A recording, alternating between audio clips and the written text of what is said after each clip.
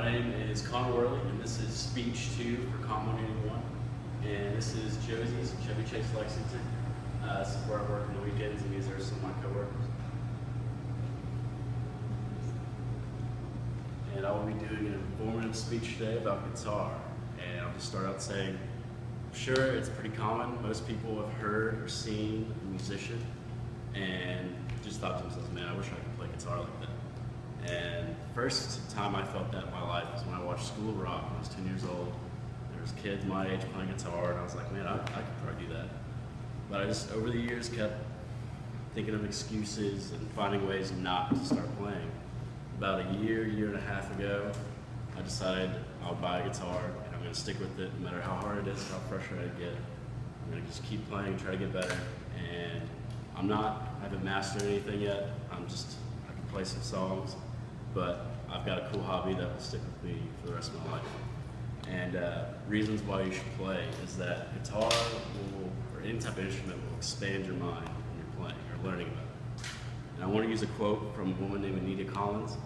She has a PhD in neuroscience and music education, and she says, playing an instrument engages almost every part of the brain simultaneously. All that violin and oboe practice adds up, meaning that as you get better at playing tricky concerts, your brain gets better at processing all the information that made it possible. That newfound strength in your brain can be applied to other non-music activities in your life. And that's basically just saying music and playing it and learning about it requires your brain to work differently. When you're creating music or playing it, you have to have a really creative mind. Making music out of nothing is kind of like inventing your own word for something that no one's invented before. It's hard. It takes a lot of process power in your brain. And something that doesn't is watching Netflix. I'm sure most people watch Netflix on a weekly basis, maybe every day. If you took just a chunk of that Netflix time into trying to learn guitar or any type of instrument, you could learn to you could play in no time. You'll have more fun playing guitar than Netflix, I can promise you that. Instead of binge watching an episode or a series on Netflix and feeling drained after it's over, you can play guitar, your mind will stay mentally sharp, and you'll get more out of it. And if you really can't give up Netflix, the greatest part about guitar is that you can do it while doing other things. You can multitask, you can play Netflix in the background, you can strum along. It's really not hard, and soon enough, if you take away all those excuses to not play, it becomes a lot easier to commit to. And if you want to get started, it's really easy. You just buy a guitar. And you shouldn't just go out and buy any old guitar that looks cool or sounds a certain way. You should do a little bit of research. And you'll see ads online or I guess anywhere that has these little guitar kits for like $150. They come with the case and picks. Don't get those. I'm sure you can make great music out of them, and people have, but for someone who is just starting playing an instrument for the first time, it's better to put a little bit more money into the first purchase. My first guitar was about $800, which is way more than most, but if you spend, say, $300, $350, you can find a great guitar that sounds great. It'll last, it'll be durable, and it sounds better.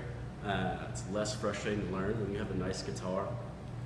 It kind of hides some little mistakes you might make just from the overall sound. And I found when I played not as, I guess, expensive guitars, some of my mistakes would come up more often. But with my $800 Taylor guitar, it can help hide some of those mistakes. And also, the more money you spend, more likely you're going to play. You want to invest the time with the money you invested in. And finally, just some tips and tricks if you've gotten to the point where you have a guitar. It's really not that hard to learn.